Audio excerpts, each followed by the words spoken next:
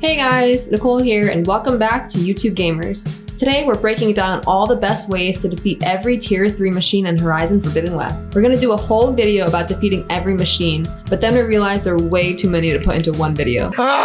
It's too much! With that being said, this will be the first of 3 videos detailing the different weaknesses every machine has in the game. As always, if you enjoyed the video, make sure to leave a like and comment below, and don't forget to subscribe and turn that bell on so you don't miss the next video. Now let's get into it. We all remember Watchers from Zero Dawn. However, in Forbidden West, we actually see an upgraded version of this machine called Redeye Watchers. They are almost identical, with the only changes being that they have heavier armor plating and more slender pointed tails. There's no particular weakness for this machine in terms of elemental damage, but it isn't called a Redeye Watcher for nothing, as shooting its eye will cause devastating damage to this machine. If you have good aim, this can easily be a one-shot kill, or they can be defeated with a single silent strike or critical hit. From all the machines, these are still considered to be one of the weakest, so you'll be sure to see them often. Don't want those things to call in some friends from underground. The second machine on the list is actually one of the first machines that you'll come in contact with in the game, called the Burrower. Burrowers is similar to Watchers, but their ability to burrow underground and reappear at a new location makes them extra tricky to deal with. What you're going to want to do to take these out is to aim at one of their 3 weak spots: the red eye, sound shell, or resource container. You'll want to aim at these components to take these machines out quickly, as burrowers can emit a high-pitched noise that alerts other machines while at the same time stunning Aloy. On top of being able to burrow underground, they will also leap at you during combat, sometimes devastating enough to take you out if you're not careful. They are also able to swim and attack you underwater, so keep in mind that if you're caught by a burrower underwater, there's no way for Aloy to fight back, so retreating will be your best option. Next up, we have the Charger. Resembling a ram, this machine is not only an enemy in the game, but can also be overridden and mounted by Aloy to make traveling around the Forbidden West much quicker in-game. Just how it was in Zero Dawn, the easiest and quickest way to take out the Charger is to first attack their antlers, which is their main method of attack.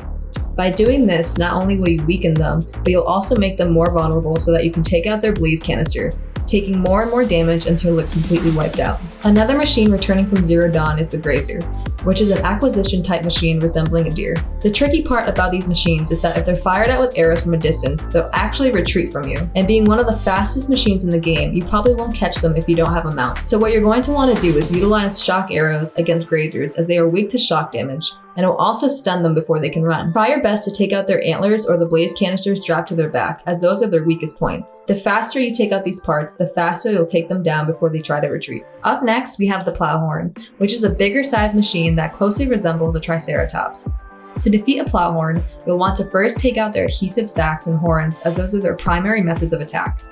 Along with that, you'll want to use acid arrows against them, as that's going to be their main weakness. Once you do this, Plowhorns are pretty easy to take care of, but be sure to do it quickly, as Plowhorns can have some pretty devastating attacks if their parts aren't dealt with quick enough. The next machine on our list is the Fanghorn.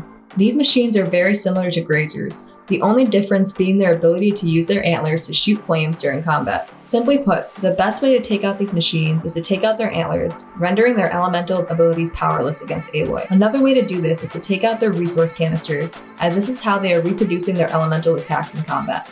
I don't like ostriches. For those people that don't know what an ostrich is, it's a bird that's the same size as me. Longlegs are an ostrich-like machine from the first game that are back in the Forbidden West. These machines are very quick on their feet and have fire attacks that can be a pain if not dealt with fast enough. What you'll want to do is take out their wing burners to disable their fire attacks, and once you do that, aim at their other parts to take more health from them until they're dead.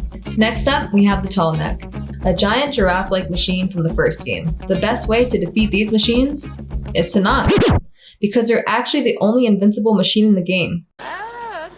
See what you did there. Just don't get trampled on 1,000 times while you try to climb up their enormous bodies, or plummet to your death by not timing your jumps right. We're taken to the sky with our next machine, which are the Skydrifters. These machines fight on both land and air, making them a difficult target when soaring above Aloy in combat. An important thing to note is that these machines are weakest against frost damage, but the best way to fight them is by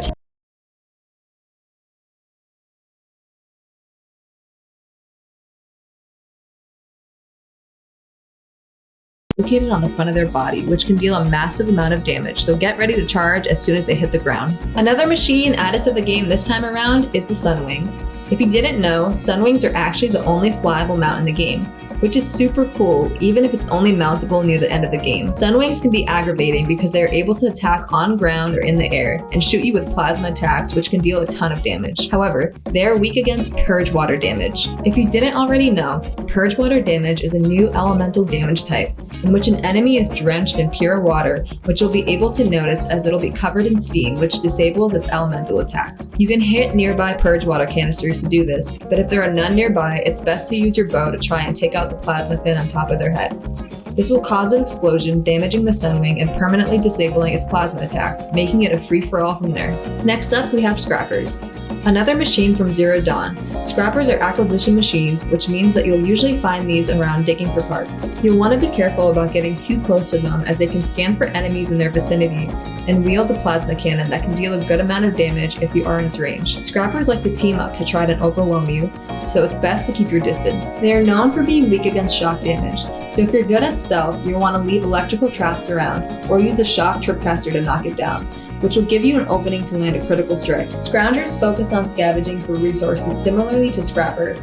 However, unlike the Scrappers, they do not have radars, meaning if you like to run through the game as a stealth player, these will be easy targets. They are weak against frost and acid damage, so if you want to finish the battle before it even starts, acid and frost traps are the way to go. If you don't have traps on hand, or they aren't your preferred method of attack, shock arrows will be the way to go also. For those who like direct contact, you can use a 4-hit combo after unlocking the Nora warrior skill, bringing them down instantly. Or if you want to avoid a fight, Scroungers will also go down with a stealth takedown. And that's how you defeat some of the weaker machines in Horizon Forbidden West. Don't forget to leave a like if the video helped. And as I said before, we're going to be coming out with more videos going over how to beat some of the harder machines in the game. So be sure to subscribe and turn on your bell so that you don't miss a video. And for more on Horizon Forbidden West, be sure to check out our channel here. And as always, see you next time.